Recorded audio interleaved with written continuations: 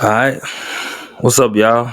It's your boy Big Rob, and welcome back to Big Rob Reacts, man. Listen, I ain't gonna do too much, but y'all like, comment, subscribe. I'm coming with the heat. I'm almost at the 100. I'm done by 4 videos, and I'm gonna keep going if y'all keep watching. You know what I'm saying? But right now, I'm gonna be getting into Lil Tim. This is new interview. Vlad gonna break this motherfucker down 60 times. And he gonna strike this motherfucker, but I don't care. I'm gonna react to it anyway. So it just came out like 10, 15 minutes ago. I'm gonna do it anyway. Who cares? So y'all like, comment, subscribe, man. I'm gonna get into it. Lil Tim on me and Quando Rondo and Lil Pep getting involved in other shit. You know what I'm saying? Let's go. Let's go. We're gonna get into it. All right, here we go. Today we have Lil Tim, who's most known for protecting his friend Quando Rondo with deadly force when Quando was attacked unprovoked by King Von in Atlanta in 2020. When we first spoke a couple years ago, Tim was still being charged for the shooting, so I waited until all the charges were dropped before reaching out for an interview. Well, those charges have all been dropped, so now I can speak about it. So long last. Welcome to Vlad TV. Damn, look like he don't want to say shit. Well, it's your first time here. I want to start in the very beginning. So you grew up on the east side of Savannah? Yeah, I grew up on the east side of Savannah. Yeah. Okay, and you were raised by your mom and your grandmother? Yeah, with my mom and my grandmother. Okay. How many kids were there altogether? Staying with grandma's house, you had Goddamn. really just my mom kids. So you like just me, my two brothers on my mother's side, and my sister on my mother's side as kids wise. Okay, so your mama had 4. Okay. And what was your relationship with your dad? Relationship good. It's just like he was always there for like sports and stuff. I didn't live with him, but the relationship's still good. He tries his best like to be there when he can and stuff like that. Not saying like That boy he here wasn't big, missing in my life or nothing like that, big but as fuck. I just didn't stay with him and be with him all the time. But we for sure kept a good relationship. Well, you said that growing up, your family didn't have it all, but you weren't living in poverty at the time. Yeah, it was stuff like that. Like stuff that you want, you probably couldn't get everything, but I wouldn't say like it was the bare minimum, but you couldn't get everything you wanted though. It's with everybody. Mm-hmm. What do you think during that time was the hardest thing you had to deal with growing up? Mm, at that time, well, I wouldn't say elementary. I couldn't really say because I don't think I was like at that point where I really understand where everything was going on. But it's like in middle school, it's like you got some kids who got different pair of shoes to go to school with every day, and you don't. So you got shoes to go to school with, but you don't have a different pair every week.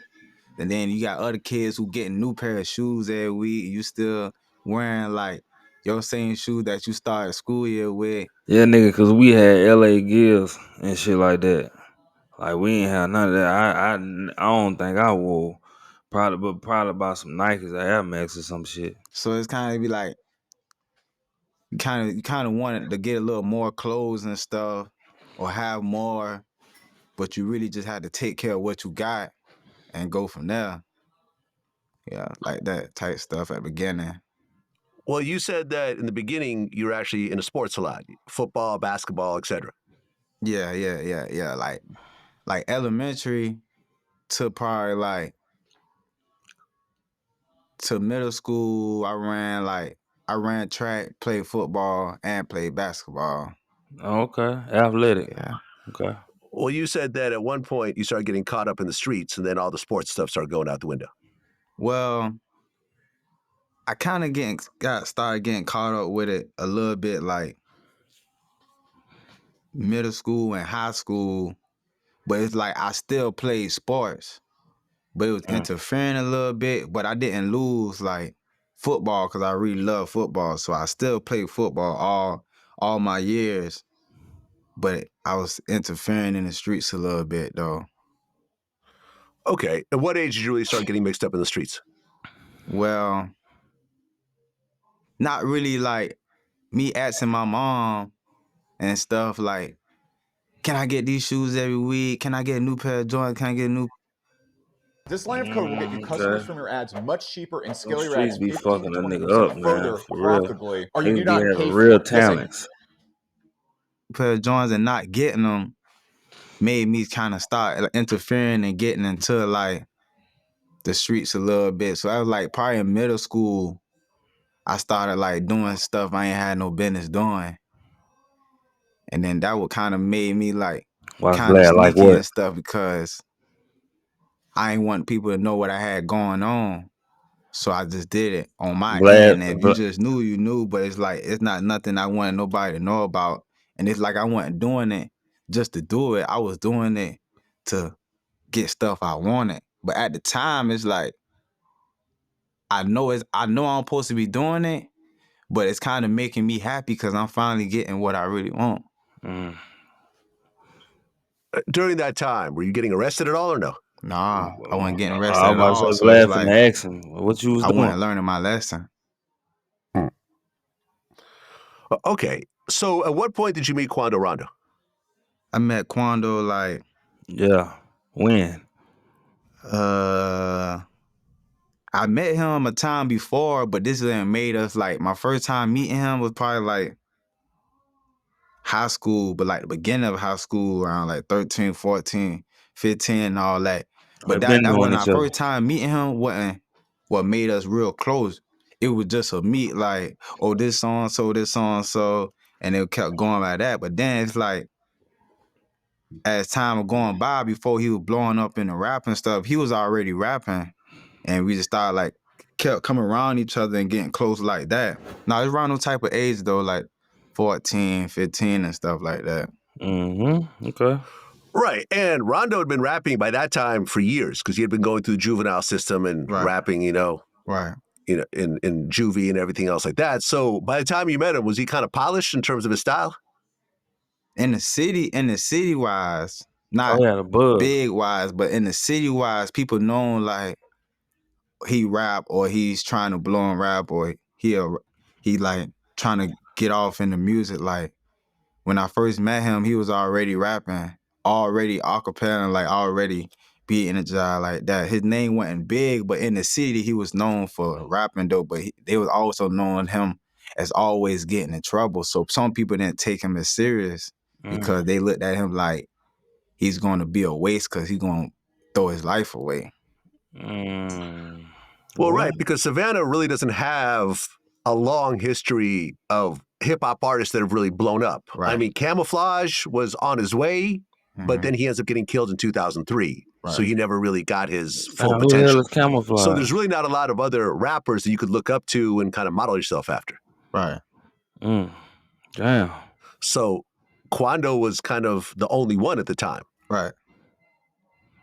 Set the trend. Now, Lil Pop, when'd you meet him? I met Paul before I met Quando, so I met Paul probably like. So that's Quando cousin.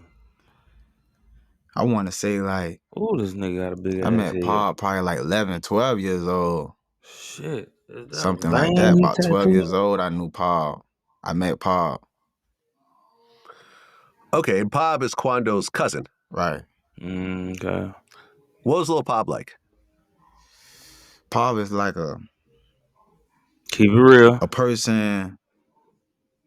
His He mama. Don't say genuine. Well, probably was with y'all, but I would guess he was a street nigga. There's always motherfuckers saying, "Oh, well, just keep it real and tell him how he really was, man. He's a street nigga. You know what I'm saying? He did shit. He probably did. I'm only child who gonna try to take care of the family, a hustler, a money getting tight nigga, independent, don't like depending on nobody type of person. He's that type. Were you guys pretty close? Yeah, we was close. He was close, my boy. Yeah, I'm sorry for your loss, man. It's all good, man. Okay. All right, man. Okay. So that's Vlad getting into the lifestyle. I know Vlad finna come out with damn near 50, 60 clips before you can get the full story. or you gotta whatever that is, Hey, if you subscribe to live this in one little of these thing. Hold on, cities I thought right I here, paused why this, don't you man. own? What they doing? Yeah, but Vlad gonna come out with about 50, 60 clips. And I'll be trying to react to it on the way out, man. On the whole little time, if I can. If y'all want me to keep doing it, I keep doing it. If not, then you know, on with the next. You know what I'm saying? But you know, that's crazy that dude had to lose his life. Dirk had to be wrapped up into that. The lifestyle these kids live these days, man, is crazy. Remember, we can fight and get over it. We can fight, throw hands real quick, bust each other up, and you know what I'm saying, go on about our business. Nah, you losing your life, bro. That's the reason why I stay with my shit. I got some, you know. Other than that, man, y'all like, comment, subscribe, man. It's your boy Big Robs, and this Big Rob Reacts, man. And I'm out to the next video. Peace.